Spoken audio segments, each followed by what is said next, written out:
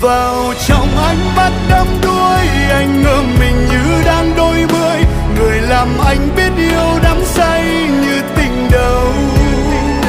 Một vì sao sáng giữa bóng tối, ban mai về sau cơn mưa rơi.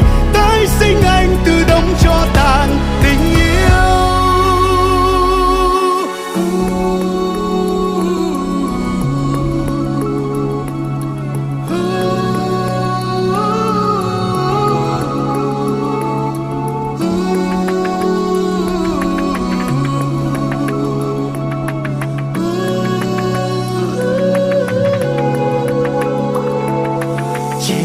Cần một ánh mắt, mọi muôn phiền chợt biến mất.